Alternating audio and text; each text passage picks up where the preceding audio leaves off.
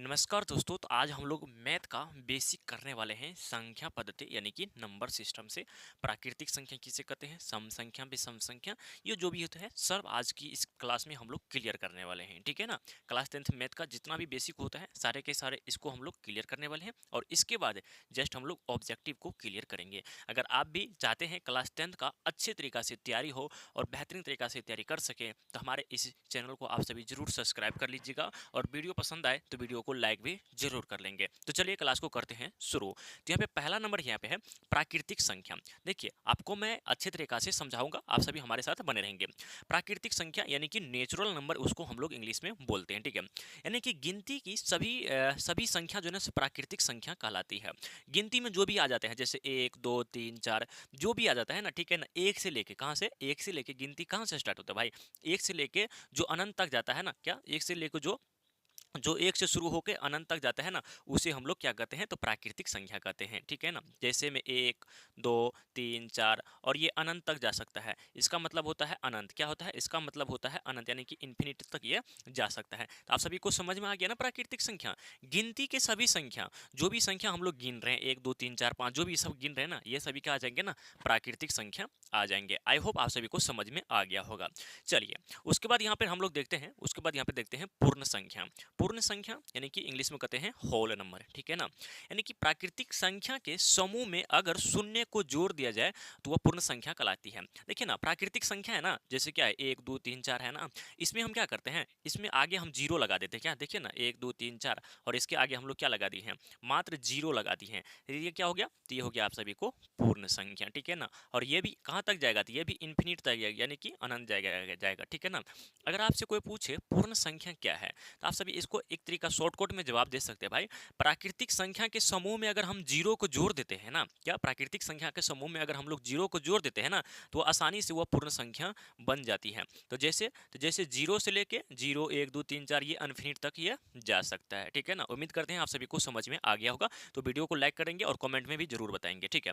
चलिए उसके बाद यहाँ पर देखते हैं, उसके बाद यहाँ पर देखते हैं पूर्णांक संख्या। क्या पूर्णांक संख्या, पूर्णांक क्या होता है, इंटीजर नंबर। क्या होता है, इंटीजर नंबर।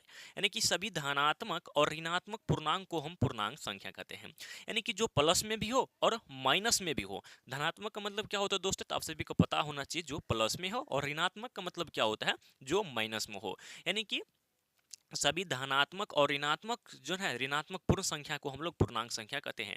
जैसे यहाँ पर देखिए ना, प्लस में 1 है, प्लस में 2 है, प्लस में 3 है, इसी तरीका से प्लस में 4 5 6 इसी तरीका से चले जाएगा। इधर देखिए, इधर माइनस में है 1, माइनस में 2, माइनस में 3, इसी तरीका से ये माइनस में 4, माइनस में 5, इस तरीका से ये चलते चले जाएंगे। यानी कि इधर धनात्मक और इधर ऋणात्मक, और ये मतलब ये दोनों का क्या हो, समूह हो। ठीक है ना। तो उसी हम क्या कहते हैं, तो उसे हम लोग पूर्णांक क्या कहते हैं, उसे हम लोग पूर्णांक कहते हैं। जो प्लस में रहता है उसे हम धनात्मक पूर्णांक कहते हैं, और जो माइनस में रहता है उसको हम लोग क्या कहते हैं, तो ऋणात्मक पूर्णांक कहते हैं। ठीक है। तो आई होप आप सभी को ये भी समझ में आ गया होगा। सभी धनात्मक और ऋणात्मक पूर्णांक को हम लोग क्या कहते हैं, तो पूर्णांक संख्या कहते हैं, जो एक बार प्लस में हो और एक बार माइनस में हो, इस तरीका से आप सभी कह सकते हैं। चलिए उसके बाद यहाँ पर देखते हैं सम संख्या। क्या दोस्तों, उसके बाद हम लोग देखते हैं सम संख्या यानी कि इवन नंबर। सम संख्या क्या होता है ना, जिस भी संख्या का इकाई स्थान पर जो है ना 0 2 4 6 8 में से कोई एक लिखा रहे तो उसे हम लोग सम संख्या कहते हैं। आप सभी आसानी से देखना है, आप ऐसे ने 2 से भाग लगाइए, 3 से भाग 4 5 ऐसा कुछ नहीं करना है। जैसे इकाई स्थान देखना है। क्या कोई भी संख्या लिखा हुआ है ना, जैसे यहाँ पर देखिए अगर ये संख्या है तो इकाई कहाँ से शुरू होता है, तो यहाँ से होता है ना, इकाई दहाई सैकड़ा हजार ऐसे होता है। तो इस इकाई स्थान पर आपको देखना है, या तो 0 होना चाहिए, या तो 2 होना चाहिए, या तो 4, या तो 6, या तो 8। अगर ये संख्या अगर आपको दिख रहा है तो ये सभी के सभी संख्या क्या हो जाएंगे, तो ये सभी के सभी संख्या आपको सम संख्या कहलाते हैं। आप सभी को ध्यान में रखना है। क्या आपको कुछ नहीं करना है, कोई भी संख्या, जैसे यहाँ पे हम एक संख्या लिखते हैं, आप सभी बताइएगा, जैसे यहाँ पे 5 6 9 6, तो ये संख्या क्या है, तो भैया यहाँ पर हम लोग जो इकाई संख्या देख रहे हैं ना, इकाई स्थान पर, तो इकाई स्थान पर तो 6 है, और हम लोग अभी जस्ट पढ़े हैं जिसके इकाई स्थान पर 2 होना चाहिए, 0 2 4 6 8, तो यहाँ पर देखिए ना क्या है, 6 है, तो भाई ये हम आसानी से कह सकते हैं ये सम संख्या है। तो आप सभी को कॉन्सेप्ट क्लियर हुआ, कॉन्सेप्ट आप सभी को अच्छे तरीके से क्लियर करते चलना है। ठीक है ना, समझ में आ गया ना, सम संख्या किसे कहते हैं, इकाई स्थान पर ये आपको याद रखना है मात्र। ठीक है ना, कौन, तो 0 2 4 6 8 ये सब अगर आ जाते हैं ना, तो वो सभी सभी क्या कहलाते हैं, तो वो सभी सभी सम संख्या कहलाते हैं। ठीक है ना। चलिए अब चलते हैं हम लोग विषम संख्या की ओर।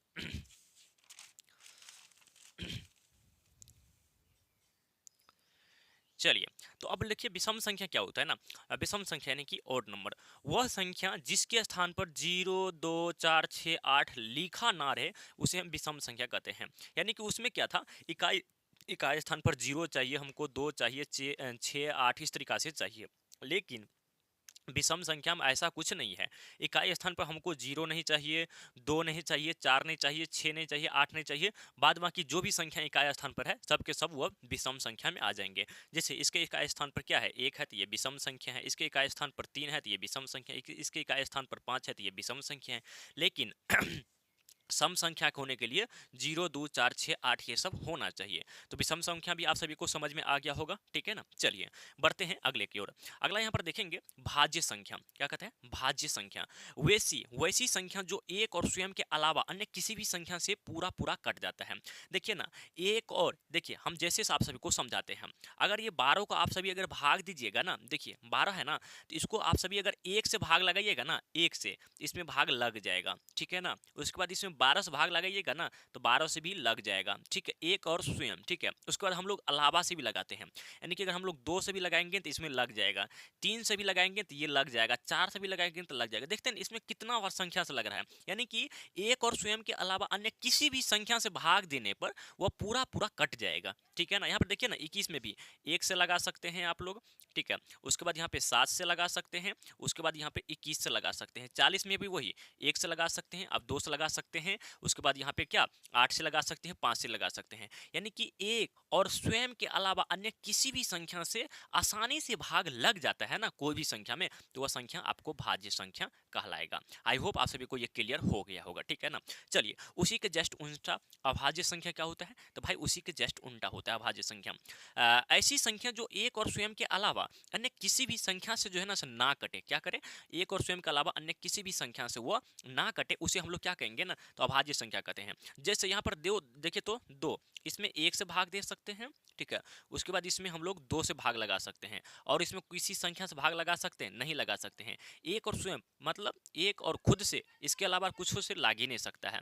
जैसे यहाँ पे 3 है, इसमें हम लोग 1 से भाग लगा सकते हैं, बस उसके बाद 3 से लगा सकते हैं, और कोई से हम भाग लगा ये नहीं सकते हैं, ये हमारा अभाज्य संख्या हो जाएगा।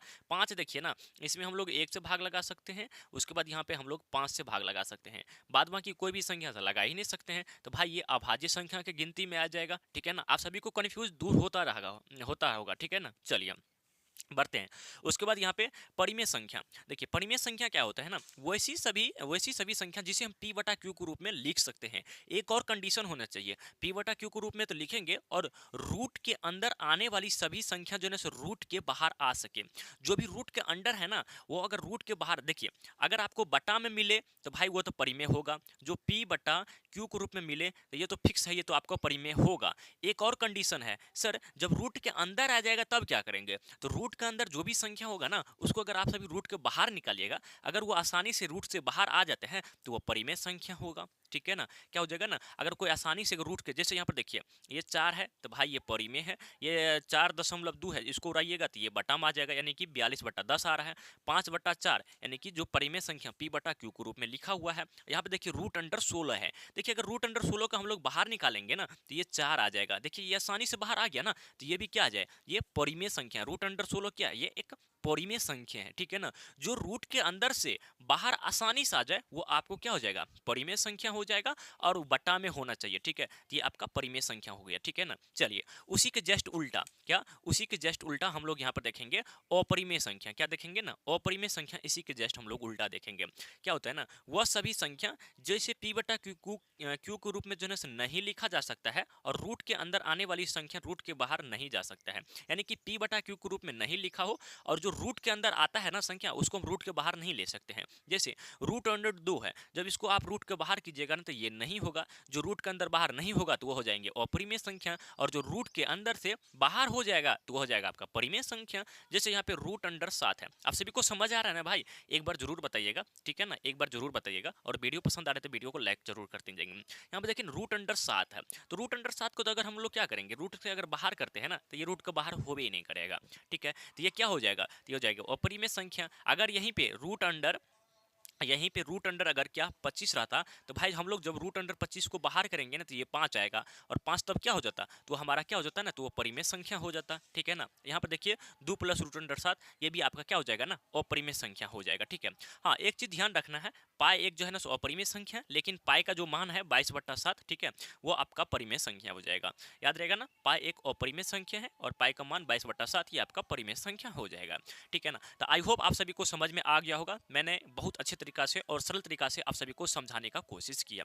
उम्मीद करते हैं आप सभी को सारे कुछ अच्छे तरीका से क्लियर हो गया होगा। ठीक है ना, आप सभी अगर समझ गए तो एक बार वीडियो को लाइक जरूर करेंगे, और चैनल पर पहली बार आए तो चैनल को सब्सक्राइब भी जरूर करेंगे। ठीक है ना, और एक प्यारा सा कमेंट भी जरूर करेंगे। ठीक है, थैंक यू सो मच, मिलते हैं अगले क्लास में।